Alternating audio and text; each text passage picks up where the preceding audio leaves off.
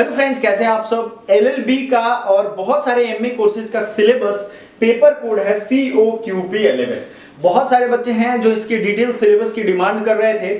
सो इसका detail syllabus हम आपको अभी दिखा देते हैं। याद रखिएगा, ये जो पेपर कोड है COQP11, इसको समझना बहुत जरूरी है क्योंकि ये डिटेल सिलेबस आपके लिए बहुत काम आने वाला है। इसमें इंग्लिश या हिंदी लैंग्वेज में से एक लैंग्वेज लेना है आपको। इंग्लिश कॉम्प्रिहेंशन में English grammar, English uses, jammer para, sentence correction, sentence improvement, reading comprehension, paragraph, one word substitution, synonym, antonym, idiom, phrase, ये सब में से सारे पार्ट्स को कवर करके आपके एग्जाम में क्वेश्चन आएंगे ही आएंगे। आप जब देखोगे प्रीवियस ईयर का क्वेश्चन तो आपको समझ में आएगा इसका रोल। इंग्लिश के वो सारे पॉइंट्स जो यहाँ पे लिखे गए हैं वो आपके लिए बहुत ज्यादा इंपॉर्टेंट है। आपको हम जो प्रोवाइड करेंगे अपने पेड कोर्सेज में वो इडियम, फ्रेज, सिनोनिम सबकी लिस्ट प्रोवाइड कर देंगे। वन वर्ड सब्स्टिट्यूशन आपके साथ प्रैक्टिस करवाएंगे ताकि ये याद हो जाए। और देखो एक चीज याद रखना, ये जो इंग्लिश आप देख रहे हो ना, अगर आप डेली कोई भी एक इंग्लिश न्यूज़पेपर फॉलो कर रहे हो तो इसमें से मैक्सिमम वर्ड्स का कन्फ्रंटेशन आपके सामने डेफिनेटली होता है। You will definitely get many words and phrases like this जो यूज यहां होने वाले हैं। ठीक है, सो आपको ये ध्यान रखना। यही चीज अगर बाई चांस आप हिंदी ले रहे हो तो हिंदी व्याकरण, शुद्ध प्रयोग, परिच्छेद का उचित क्रम, वाक्य शुद्धि, वाक्य परिष्कार, पाठ बोधन, वाक्य की पूर्णता, अनेक शब्दों के लिए एक शब्द, समानार्थी एवं विलोम, मुहावरे एवं कहावतें, ये हिंदी वाले बच्चों के लिए है। हिंदी आपके लिए यहाँ पे जरूरी हो जाता है। आगे बढ़ते हैं बच्चों, थोड़ा सा और देखो, धीरज रखो। सभी बच्चों को जो सबसे ज्यादा प्रॉब्लम और मजा भी आता है, कुछ बच्चों को तो बहुत आनंद आता है क्योंकि उन्होंने सिलेबस खत्म कर लिया, जनरल अवेयरनेस का। लेकिन यहाँ जनरल अवेयरनेस थोड़ा अलग लेवल का है। इसमें लिटरेचर, हिस्ट्री, पॉलिटी या इंडियन कॉन्स्टिट्यूशन तो पूछा ही जा रहा है। Personality, sports, national international economy, economics भी इन्होंने लिख दिया है। तो ध्यान से, करंट अफेयर्स भी है, हिस्ट्री, पॉलिटी, लिटरेचर भी है, साइंस भी लिखा है इन्होंने, legal awareness, trade awareness, geography and culture, ये सब कुछ कॉम्बिनेशन है आपके COQP11 में। क्लियर है ये चीज। सो CUET एग्जाम या उससे रिलेटेड जितने भी एंट्रेंस एग्जामिनेशन होते हैं, आप उसके लिए हमारा चैनल सब्सक्राइब कर लो और बेल आइकन प्रेस करके वीडियो को लाइक जरूर कर देना। आगे बढ़ते हैं। कंप्यूटर एक कंपोनेंट है जिसमें fundamentals of computer, computer abbreviations, computer shortcut की, Microsoft Windows, Microsoft Office, MS Word, type of computer, storage device, hardware and software, input and output devices, internet, computer networks, websites, web browsers, computer virus, important computer related terms. इतने ज्यादा point जरूरी हैं आपके लिए। देखो, computer basics में आपको सारा कुछ वो जानना है जो आपके डेली यूज कंप्यूटर में आने वाला है, क्योंकि ये जमाना आप समझ रहे हो, कंप्यूटर ही नेसेसिटी हो गई अभी के टाइम में। सो आपके लिए ये जरूरी हो जाता है। अगला है general aptitude and logical reasoning. इसकी अगर हम बात करें तो clock, calendar, average simplification, problem on age, number और train, LCM, HCF, percentage, profit and loss, partnership, compound interest, ratio and proportion, simple interest, time and work, pipe and cistern, time and distance, stock and shares, ये वो chapters हैं जो आपके लगभग SSC का syllabus इसमें दिया हुआ है। आपको इन सब से 41 चैप्टर्स आपके पूछे जाएंगे। सिर्फ किससे? 41 चैप्टर से। 41 चैप्टर हैं आपके मैथ और रीजनिंग से।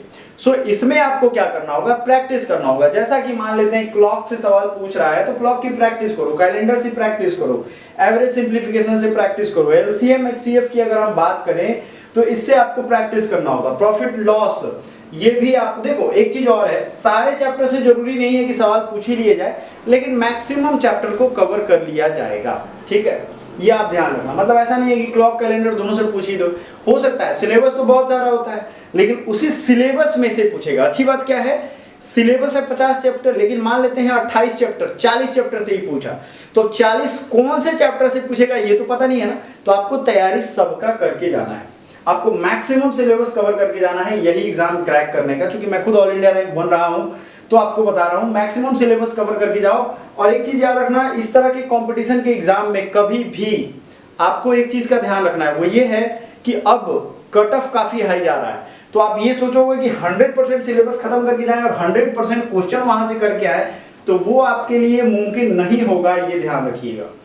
आपको अगर आप 70% सही सही क्वेश्चन कर दिए आपने फुल क्वेश्चन की, तो आपका डेफिनेटली रिजल्ट हो जाएगा। बहुत परेशान, बहुत मतलब टेंशन में रहने की जरूरत नहीं है। लेकिन क्या होता है 70% तो सही किए और बाकी का 30% गलत करके आ गए, तो सारा माइनस में करके आपका खत्म कर देगा कहानी, है ना। So discount, bankers discount, geometry, mensuration, set union, permutation, combination, mixture, alligation, area, volume and surface area, ये सब कुछ आपका इंपॉर्टेंट है। लॉजिकल रीजनिंग की अगर हम बात करें, जो कि है ranking test, linear arrangement, matrix arrangement, sequencing, statement argument, cause and effect, statement assumption, statement conclusion, number series, blood relationship test, coding decoding, inference, non verbal reasoning, analogy test, symbol based problem, direction and distance test, analytical reasoning. आप समझो यहाँ पे चीज, इसके बारे में मैं आपको बता रहा हूँ। लॉजिकल रीजनिंग जो होता है, इसमें रीजनिंग के वर्बल और नॉन वर्बल दोनों पूछे जाएंगे। मतलब जो पिक्चर वाले रीजनिंग, मेंटल एप्टीट्यूड वाले क्वेश्चन होते हैं वो भी आएंगे, और जो ये चैप्टर्स का नाम लिखा है वो भी आपको देखने को मिलेगा। क्लियर है ये चीज। सो लॉजिकल रीजनिंग और जो मैथ है ये मैक्सिमम पार्ट कवर कर रहा है, लेकिन आप देखोगे 50-50% का रेशियो रहता है।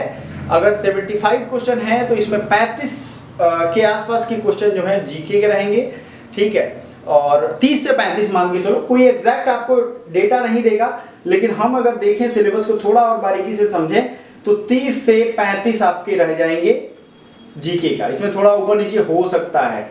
लैंग्वेज भी आपके लिए जरूरी है, 15 क्वेश्चन मान के चलो, और ये जो मैथ और प्लस रीजनिंग हो रही है ना, इसकी भी आपको समझना चाहिए कि इसका भी हमें कितना चाहिए, इसका भी हमें कम से कम बाकी के 30 क्वेश्चन आप मान सकते हो, ठीक है। सो मैटर ऑफ द फैक्ट क्या है कि आपको सारा सिलेबस अच्छे से कवर करना है। जो बच्चे ने ये सारा सिलेबस कवर कर दिया, जैसे अब बात कर लेते हैं कि थोड़ा इस सिलेबस को कवर कैसे करेंगे आप, तो आप करेंगे ये, अगर कोर्स ज्वाइन करते हो तो ये सबके नोट्स हम प्रोवाइड कर देंगे, प्रैक्टिस वाले जो होंगे। इसमें आपको करंट अफेयर्स की बहुत ज्यादा जरूरत है। करंट अफेयर्स डेली बेसिस पे हमारे चैनल पे जो आएंगे उसको आप कवर करो। साथ ही साथ जनरल जीके का जो भी आप फंडामेंटल बुक आप ले सकते हो।